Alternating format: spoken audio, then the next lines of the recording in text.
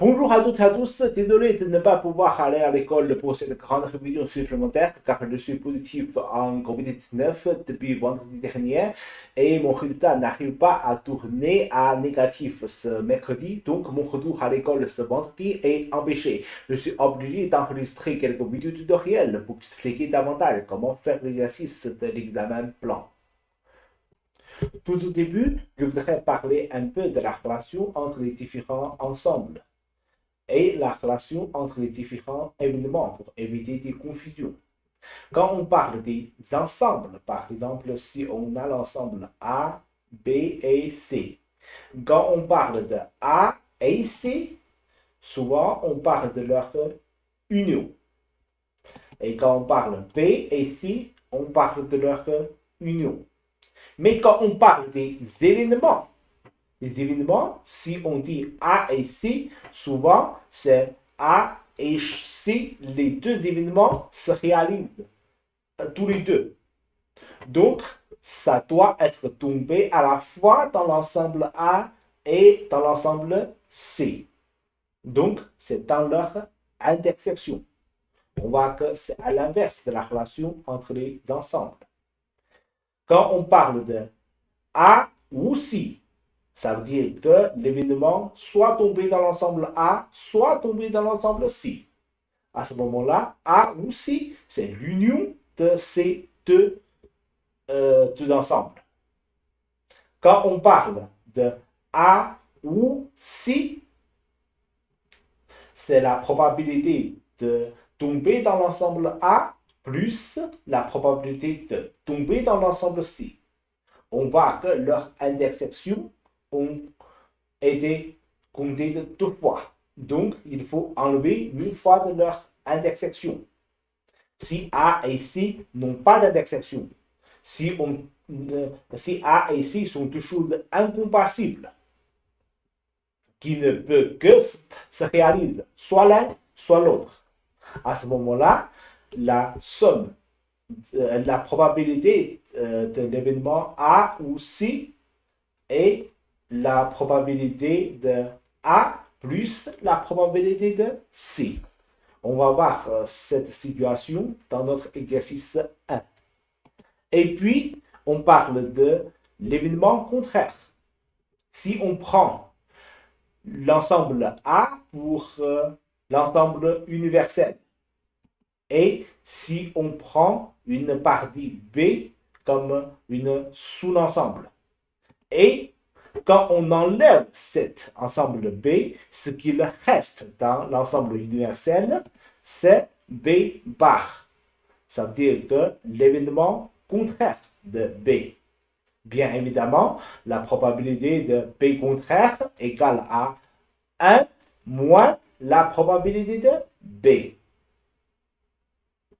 Si on sait ça, on peut aborder l'exercice 1 en ajoutant la partie de probabilité conditionnelle. La probabilité conditionnelle, c'est sachant ou donner la réalisation d'un certain événement, la probabilité de l'autre événement.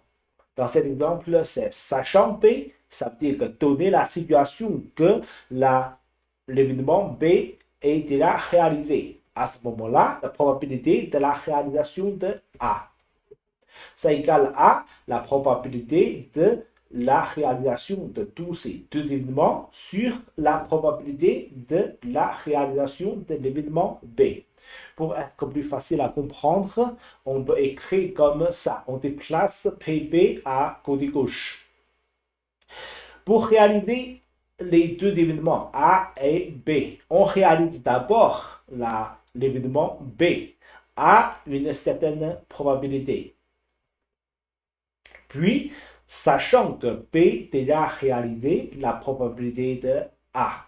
On multipliait la probabilité de ces deux étapes pour savoir la probabilité de la réalisation de ces deux événements. Bien sûr, on peut réaliser ces deux événements d'une autre manière.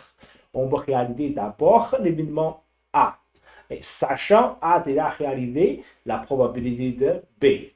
Donc, tout ça sont pour le même objectif. et ce sont égaux. Donc, on peut avoir la formule de théorème de Bayes. On va parler de ça après si on aura du temps. Et quand on parle de ces deux événements indépendants, ça veut dire que sachant B ou pas, ça veut dire donner la situation B ou pas, ça n'influence pas la probabilité de A. Donc, ces deux choses sont indépendantes, on s'en fiche de l'autre. La probabilité d'une chose est toujours la même. Donc, si et seulement si deux événements sont indépendants. Et à ce moment-là, la probabilité de la réalisation de tous ces deux événements égale à le produit de la probabilité de ces deux événements. Ça veut dire que PA et B égale à PB multiplié par PA. Donc, il faut savoir que ça, cette formule est la formule universelle. Et ça, cette formule est seulement si les deux événements sont indépendants. Maintenant, on peut enfin apporter l'exercice 1. À l'examen du permis de conduire, en général, le conducteur candidat a 30% de chances de réussir l'examen du premier coup. Pour ceux qui ont échoué à leur premier examen, ils ont 50% de chances de réussir l'examen du second coup. Quelle est la probabilité qu'un conducteur candidat réussisse le test en moins de 2 fois? Soit dans la première fois, soit dans la deuxième fois, s'il n'abandonne pas. Donc, dans cet exercice, on peut supposer que A est de réussir l'examen dans la première fois et l'événement B est réussir l'examen dans la deuxième fois. Donc, c'est quoi notre question dans cet exercice? Dans cet exercice, on peut interpréter les questions comme A ou B. Ça veut dire que soit réussir pendant la première fois, soit réussir pendant la deuxième fois. Ça, ce sont les deux choses incompatibles. Donc, il n'y a pas d'intersection parce que pour ceux qui ont réussi pour la première fois, ils n'ont pas l'accès pour le prochain examen. Donc, ça, ce sont deux choses incompatibles et leur probabilité de A ou B est juste l'addition de la probabilité de ces deux événements. Et on peut savoir quoi dans l'exercice. Ça, c'est quelque chose de sous-entendu. Pour réussir la deuxième fois, on peut interpréter ça comme PB égale à quoi? PB égale à, il doit échouer d'abord. Il doit échouer d'abord la première examen. Échouer d'abord le premier examen. Et en même temps, il doit réussir la seconde. Donc, il s'écrit comme ça, cette question. Et dans l'énoncé, on peut savoir quoi? Dans l'énoncé, on peut savoir que PA égale à 30%. Ça, c'est bien clair. Puis, c'est quoi 50%? Puis, c'est quoi 50%? 50%, c'est quelque chose de...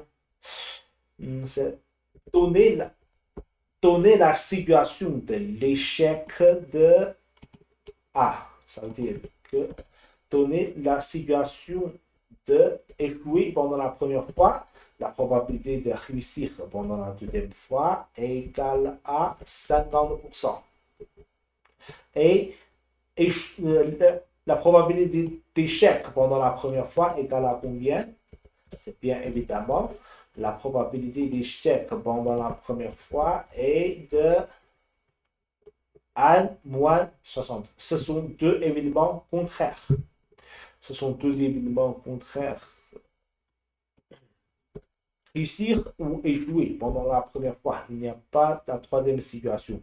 Donc, ça égale à 1 moins PA égale à 70%. Maintenant, comment on peut calculer cette question? On peut déplacer ici, ça égale à quoi? Ça Ça égale à PA. PA est 30%. PA, pardon. Égale à PA plus P intersection A bar et B égale à quoi? Égale à P A bar. P A bar multiplié par donner la situation sachant A bar B.